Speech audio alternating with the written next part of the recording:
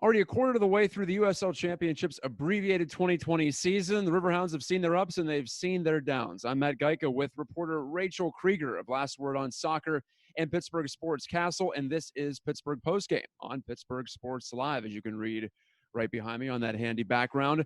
Hounds lose another heartbreaker. That's 2 in 4 days, twice in stoppage time. They gave up the winner this week. At home, it was to their former teammate. Well, none of them played with Tyler Pasher, but former Riverhound Tyler Pasher won it for Indy with a spectacular strike in the 96th minute.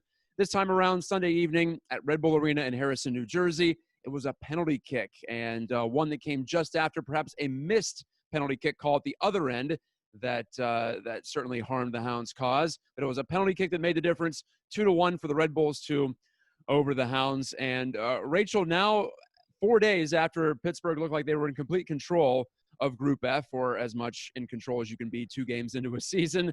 Now 4 games into the season, they're actually tied for second and in danger of dropping out of a playoff position. I know it's a quarter of the way through the season, still a long way to go, but a definite reminder of how quickly things can change. Yeah, I think that Pittsburgh definitely started out of the gate swinging. A win against Louisville was really big for them, especially with all the hype around Louisville and the new stadium and whatnot. And then a 6-0 win against a really young Philadelphia team should have really given them some momentum to head into that Indy 11 game and even into this game as well. But they kind of – there have been some missed calls for sure. You referenced that, and there was that missed call. Well, maybe not call, but the corner kick that did it go in? Did it not go in? So I think there's definitely been some rust on the officiating end as well as the Hounds end too. Yeah, no doubt. And well, that was going to be a topic, but hey, you brought it up. So let's bring it to the forefront here. Luis Arroyo, I thought he missed a red card, honestly, a potential red card against Red Bulls too. And then in addition to the situation where Jordan Dover slices through the box, gets his foot stepped on by Fala, the defender, and no call there. At the other end, Ryan James definitely fouls Jake LaCava for Red Bulls too. And Korf buries the penalty kick in just his second game as a pro. So yeah, kudos to them for staying on the front foot, Red Bulls too. And they hung in there. They're a tenacious group and typically better than any other MLS 2 side in USL Championship at translating talent to results. So credit to John Walenek and the coaching staff and the entire Red Bulls organization for making it happen. But I still felt like this was a game the Hounds should have won if they could have played their game, if they could have held on to the ball. But I don't know, Rachael, some combination of a lot of pace from New York, no doubt, short rest, travel scenario for the Hounds, longer travel scenario than New York had. They just played in Philly on Wednesday, winning it 5-1 there. Younger legs on the Red Bull side too, but I felt like mentally they just weren't quite as sharp. I'm talking about the Riverhounds here. They had some moments of brilliance. They had their chances for sure. There were some free kicks whipped in by Forbes, in addition to the one that was finished by Skylar Thomas that probably could have at least resulted in a shot on goal, but it didn't happen. And here you see the challenges, I think, of this compacted schedule. You're not going to have the best execution on a nightly basis. You're not going to have your best legs. You may not have your best brains as well. I think that was part of the case here today. So attrition and I think grit and determination will play a large role in a lot of these scenarios when you're on the back end of 3 games in a week like this one was. Yeah, and to go back to the Ryan James foul, I was really surprised that it happened from him, considering he's such a dynamic and veteran player. I was watching it like, what were you thinking? And it's so easy, obviously, for me to say that as I'm not in the game, but I am curious to maybe hear from him to see kind of what was going through his mind. Maybe he thought that Red Bulls player was a little bit further away. Maybe he thought he had a cleaner touch on the ball or whatnot, but definitely kind of threw me off guard a little bit considering it was from him when there are definitely younger players on the team on the pitch and younger than him on the bench that, I think a mistake like that could have been more expected from a player that is younger and newer into the league. But I guess going to your point about the schedule, yeah, it's definitely tough when you have the travel that Pittsburgh has with this schedule. I don't think there are really any teams that are close. And even the Union 2, which are the in-state rivals, the former Steel, that's still not really close. And then you go to New York, and then you got to travel to Hartford, and because they're in their group. There's a lot of travel I think that the Riverhounds have. And then you can counter that with the Red Bulls have to travel far to get to Louisville and whatnot. But I think that, you know, the schedule, there's still time, and I think Pittsburgh will figure it out because the team coached by Bob Lilley, you really can't count them out. But one thing that Bob said this week during his media calls was that New York is prepared. They are one of the better USL2 sides, like you said, and they have the resources without a doubt. I mean, look at where they're playing, to be honest with you. But yeah, the coaching staff for New York did a really good job. They were calm, cool, and collected when the penalty happened, and even throughout the end of the game, I was impressed. You know, Hounds were falling down left and right, and you know, I think in the span of maybe 5 minutes, I was saying like, get Steven Dos Santos out of the game because he was just going down left and right and getting chopped by New York. But still, they were able to keep composed, in New York that is, and were able to grind out a win. And I think the Riverhounds now just kind of have to go back to the basics and think about what they did during that Louisville game to make them successful in the next one. I think what you said there about Louisville is definitely interesting, because I wouldn't say that was their best game of the season. I loved how they played at Philly. Yes, lower standard of competition, but that was a team that had most of its cylinders pumping. At Louisville, though, they certainly showed more composure and composure with the ball. They were able to convert some chances. They were just better in those key moments, and they defended very well too. Now, in this game, they were leading 1-0, couldn't protect that lead, but at the same time, it wasn't like a situation where you're going to park the bus and hang on to it. So Louisville was a good blueprint, and they haven't been able to get over that hump, so to speak, in terms of protecting leads outside of that Philly game. Now, against Indy, we could argue they should have had a lead with the missed no goal call on the corner kick. The Thomas Bunke is the old volley that probably should have been ruled a goal. It was a close call, so I guess we'll let that one go. But Hounds playing on their home turf there. They couldn't get a goal to get their noses ahead. And then here today, they did get their noses ahead on the road. That should have provided them the alleyway to a win. And it didn't pan out because they just lost some focus on a quick restart right after that first half hydration break. Bang, bang, it's in the back of the net. So it was a good lesson in how to keep the pedal down. Now, in terms of young players, you brought up some younger players that were on the pitch today. It was a step back for a couple of them, I would say, in terms of Danny Griffin came on at the half, didn't do a ton, replacing Dakota Barnathan in the attacking midfield. So he wasn't as evident as he was, certainly not against Philly Union, but even against Indy this past Wednesday. And then Lucas Fernandez gets his first pro start, rookie from Temple University, and I just couldn't make anything connect at the attacking end of the field. So you're going to have those growing pains, and I think this first quarter of the season, Rachael, shows that, the Hounds have built a pretty strong team culture here under Bob Lilley, and they're able to plug in pieces. Hunter Ashworth and Skylar Thomas in particular have been really good on the back line. The Hounds apparently haven't missed too much of a beat back there. But at the same time, you're not going to be able to just roll things over and have it be clicking like it was last year when you lose players like, for instance, a Nico Brett or a Kevin Kerr retires. So still a work in progress in that regard. The problem is, with only 16 games, there's only so much time you can say it's a work in progress, then you have to start churning out those results. Yeah, and I think, and one thing that I've always asked Bob Lilley about, and, you know, I get the same answer every year, is the goalkeeper situation. And he always is about starting and kind of shifting goalkeepers. And a couple weeks ago, he had said to us, you know, this isn't a normal season, and I'm not going to be able to start my backup maybe 10 times or so as much as I want to. Maybe he'll only get 3, 4, 5 starts. And today we saw, help me with his name, I'm bad with names, Danny Vitiello. Vidiello, thank you. I'm horrible with names. You should know that. But Danny Vidiello started today, and I think he did pretty well in net. I mean, obviously there's a little rust, and there might be some nerves there as well with making your first Riverhounds start.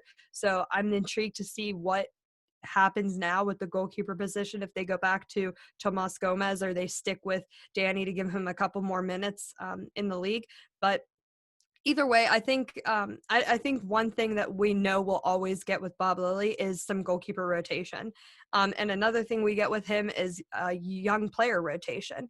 That's something he's always been about too. Even when we had guys like Toby Adewale and Joe Greenspan on the team, we saw different defenders being shifted into the back line. We saw Thomas Van Kazeel get shifted into the back line from a midfield position. So I think it's interesting when it comes to the younger players and how much, I don't want to say they have huge holes to fill, because you can fill those holes. And, you know, having a guy like Joe Greenspan, he was huge last year. But it's not like he made the jump, and no disrespect to him, to like MLS or something. He's still in the USL. There's still guys that can fit in that position and take over the reins left by him and Toby Adewale. And I mean, Kevin's a little bit different because there's your leadership factor as well. But that's another thing. I'm wanting to see which young player is going to step up and say, I want to be a leader on this team. And so far I've seen it with guys like Robbie Mertz. So far I've seen it with guys like Anthony Velarde, but those are guys that were also there last year. I want to see a younger player who's maybe in his first year. It doesn't have to be his rookie year, but first year with the team, and just kind of step up and say, hey, I'm going to be your guy to get the job done. Well, we can certainly talk positives, and along those lines, Rachael, Skylar Thomas, first-year Hound. He has some experience in the league, formerly of Toronto FC's system. I've been impressed with him. He's been a target on the free kicks, and Kenny Forbes found him in the 9th minute today to put Pittsburgh ahead. It was just a perfect curler that Thomas just kept running after, and with that long right leg of his, he got the instep on it and tapped it by. So Thomas, in that way, has, I don't want to say replaced Joe Greenspan, because Joe was as good of a target as you'll find in this league in terms of the free kicks, and he put a few in last year in some key moments. But Thomas appears to be maybe that type of a ball hunter in the box when you're able to push those numbers forward. And I do want to give credit to Danny Vidiello in goal, because I thought he made 2 strong, sharp saves at the end of the first half to keep the Hounds in it at 1-1, and overall got out of his goal box, out of the 6-yard box, and reached up to snag some crosses. He collected some high balls, and I believe did a fine job, relaxed job, even conducting traffic. You saw him laugh a few times out there too. He's making his first pro start in league action, at least. He hasn't played a league game since he was a collegian at the University of Albany in 2018. So it's been a while for Danny Vidiello. It's almost 2 full years, and I don't think it looked like it at all. So I think the Hounds might have a good one here. And even their third keeper, Anthony Mwembia, who was a stud at Bowling Green, this could be the most goalkeeping depth that we've seen the Riverhounds have in a long, long time, maybe even ever, if Vidiello is as good as he looks. And, of course, Tomas Gomez is very much tested in this league and definitely not out of his prime. Well, let's look ahead to the coming schedule here, Rachael. I've brought up the fact that we are at the quarter pole, to use the horse racing cliche, but I'll use it here. Easy to do when it's 16 games. I can do that math in my head. The next 4 games are also 2 at home, 2 on the road. Or probably the first 4 games had 3 on the road. So now it gets a little bit friendlier in terms of the schedule for the Hounds. 3 of the next 5 are at home, including their next 2. So looking at that second quarter of the season, you have the Hounds against Philly Union 2 next Saturday. Definitely a game that the Hounds should expect to get 3 points and should demand of themselves to get 3 points. And then a rematch against Red Bulls 2 a week after that on Saturday, August the 8th. It's not certain if we're going to see fans at Highmark Stadium, even in a limited capacity, anytime soon. I would bet against it, considering how things are still looking pretty tenuous in Allegheny County. So we're looking at, quote, home games with no real home advantage outside of the Hounds just having the comforts of being in familiar environments. But there's a chance to get back on the wagon here, and then they'll have the showdown, the rematch against Indy 11 in Indy 3 weeks from now before heading to Loudoun United for a midweek match. So even that stretch there with Loudoun on the road, a team they should probably beat, but that's just on 3 days rest from the game at Indy 11. So it's not like the schedule gets easy necessarily. It's still pretty compact. But the next 2 weeks do look like a spot where they can perhaps get some confidence back, don't they? Yeah, and I think today too, but aside from that, I don't want to knock on Ryan James too much because he is a good player and he has proven himself on the defense many times. But the Hounds could have gotten a point today, I believe, easily. And I think that if you're going into this game against the Philly Union, and like we said, they should demand of themselves 3 points in that game, that's going to carry a lot of, positive momentum into the rematch against the Red Bulls. So I think that, Pittsburgh, I think there's actually a target on their back. Maybe it's because of the way Bob coaches. Maybe it's because of some of those guys you have up front like Kenny Forbes and Robbie Mertz. But I think that if they can get a win, and they should get a win over the Philadelphia Union too, I think they're going to carry a lot of positive momentum and just completely forget about slipping up and slipping a point today and just move on to that rematch against the Red Bulls and try to go on a clean slate against them. Well, yeah, they could have gotten a point easily, as you said today. Wouldn't have been a pretty point, would have been a pretty ugly point, but you got to get those results. And they're in a position twice this week to at least get draws against Indy and against New York. 0 for 2 in that regard. So they're back to even 500 and essentially getting a chance for a restart, a rejuvenation, definitely, as the schedule will clear up. No more midweek games until the latter part of August. Well, Rachael Kriger has been my guest on Pittsburgh Postgame. Thank you so much for playing a role here, Rachael, and for contributing your perspective. I love the NWSL scarves in the background there, even at the race There's in Louisville. Plenty more. Yeah. Well, you did double duty today. You were also covering the NWSL championship for their season opening tournament here. So busy times in soccer. You were a busy woman today on this Sunday. So thank you so much for sparing some time and energy at the end of that day. Yeah, and just want to shout out Pittsburgh native Veronica Latsko of Peters Township won the NWSL Challenge Cup with the Houston Dash today. So a little bit of a local connection. We got a Pittsburgh matchup in the semifinals with Megan Klingenberg of Portland and Veronica Latsko. So excited to see somebody from Pittsburgh lift up the trophy. So congrats to her. Oh, yeah, continuing in that Klingenberg tradition that she has so ably set and continues to set. Not done yet is Megan Klingenberg. Certainly. Well, you can find Rachael's work on Last Word on Soccer, pardon me. Also at PittsburghSportsCastle.com, where she covers the Hounds, does some features there, and we see her popping up in those weekly Zoom meetings that have been, kind of a trademark of the 2020 calendar year across sports and across real life, too. And here we go again with another Zoom meeting here, but good to see you face-to-face again, Rachael, and I'll talk to you soon. Good to see you too, Matt. All right, this has been Pittsburgh Postgame on Pittsburgh Sports Live. Our next Hound show is next Saturday. I'll have it for you after they take on Philly Union 2 at 7 o'clock at Highmark. Also, our next Pittsburgh Postgame in general is tomorrow, Monday night, after the Pirates open up at home. They're 1-2. They got the victory here today. So we'll see if they can at least try to parlay that into a short winning streak in their shortened COVID season. Talk to you next time.